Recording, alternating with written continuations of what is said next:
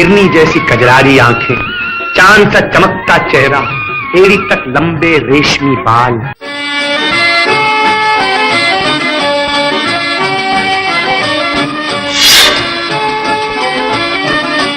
नमस्कार, VIP news देख रहे हैं आप। मैं हूं गीतांजलि शर्मा।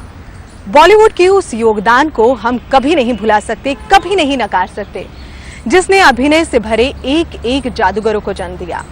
इन अभिनय से भरे जादूगरों में एक नाम आता है, शोमैन राज कपूर साहब का। जी हां, जब भी राज कपूर साहब को हम याद करते हैं, उनकी हिट फिल्में हमारे जहन में ताजा हो जाती हैं। कैसे बनाई राज कपूर साहब ने इतनी सारी हिट फिल्में, कैसे अलग अलग विषमताओं को उन्होंने एक धागे में पिरोकर अपनी फिल्मों में संजोया। आज बात करेंगे इसी शोमैन राज कपूर की, हमारे खास कार्यक्रम शख्सियत में। हिरनी जैसी कजरारी आंखें, चांद सा चमकता चेहरा, एड़ी तक लंबे रेशमी बाल।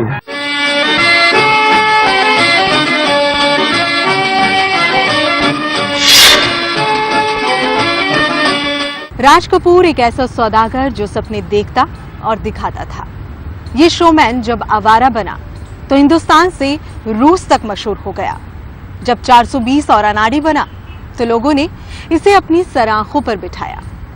ये शोमैन जब जोकर बना तो खुद रोता था, लेकिन लोग हंसते थे। इस शोमैन ने लोगों को प्यार करना सिखाया, और प्यार सिखाने वाला ये शख्स जब दुनिया को अलविदा कह गया तो लोगों को उदास कर गया। Raj Kapoor actor, director, producer, writer. भारतीय सिनेमा में बहुत ही कम ऐसे लोग हैं जो सारे रोल एक साथ निभा सकते हैं। आवारा हूँ या गर्दिश में हूँ, आसमान का तारा हूँ। आवारा हूँ, आवारा हूँ या गर्दिश में हूँ, आसमान का तारा हूँ। आवारा हूँ। फिल्म सेट पर झाड़ू लगाने से लेकर बॉलीवुड के सबसे बड़े शोमैन बनने तक राज कपूर की कहानी बेहद अनूठी और सबसे अलग है। दुनिया बनाने वाले क्या तेरे मन में समाई, काहे को दुनिया बनाई तूने, काहे को दुनिया बनाई। दुनिया बनाने वाले क्या तेरे मन में समाई, काहे को दुनिया बनाई तूने, काहे को दुनिया बनाई। 1941 में राज कपूर फेमस डायरेक्टर केदार शर्मा की कंपनी में असिस्टेंट की हैसियत से नौकरी करते थे। एक बार फिल्म के शॉट के लिए राज ने इतनी जोर से क्लैप किया कि हीरो की दाढ़ी उसमें फंसकर बाहर आ गई।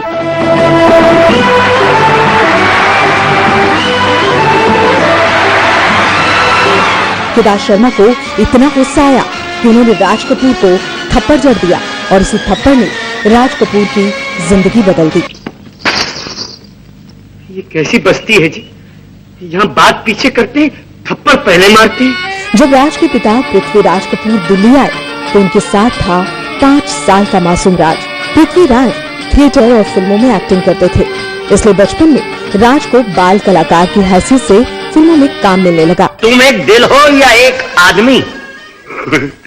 आदमी ही तो दिल है डॉक्टर साहब। आदमी में दिल होता है, दिल में आदमी। राज ने 10वीं क्लास की पढ़ाई छोड़ दी और अपने पिता पृथ्वीराज से फिल्मों में काम करने की जिद की, और इस जिद को देखकर राज के पिता ने उन्हें सलाह दी कि बेटा, नीचे से शुरुआत करोगे तो ऊपर तक जाओगे। हम तुझसे मोहब्बत करके सनम, रोते भी रहे, हंसते भी रहे, रोते भी रहे, हंसते भी रहे। पिता की ये सीख राज के लिए रामबाण साबित हुई। जिस केदार शर्मा ने राज को एक गलती के लिए थप्पड़ मारा था, राज कपूर की लगन और मेहनत देखकर उसी डायरेक्टर ने राज कपूर को फिल्मों में बतौर हीरो ब्रेक दिया।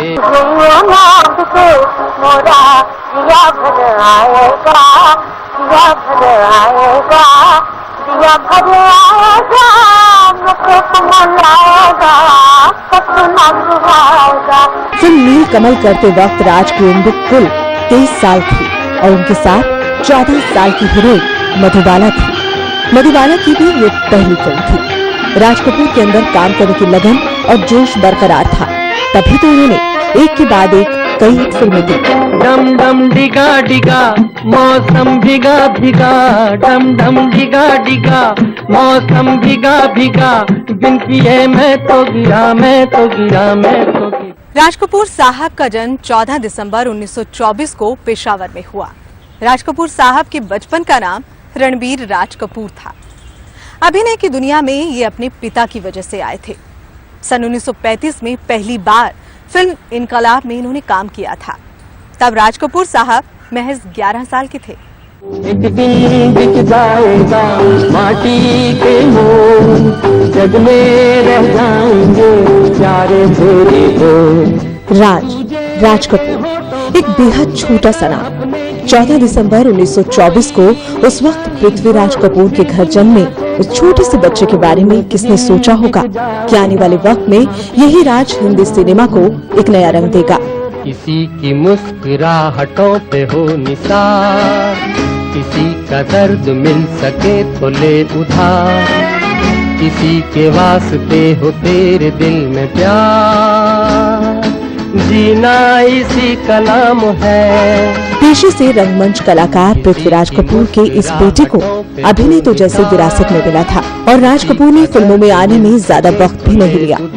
11 साल की उम्र क्या होती है। इसी उम्र में उन्होंने इनकलाब के जरिए हिंदी सिनेमा में बतौर बाल कलाकार के रूप में कदम रखा। दुनिया बनाने वाले क्या तेरे मन में समाई, काहे को दुनिया बनाई तूने, काहे को दुनिया बनाई।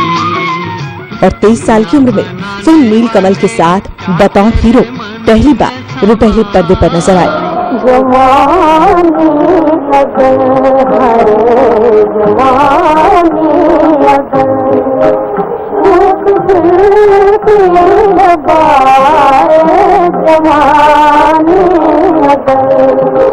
राज कपूर की तो महज शुरुआत भर थी।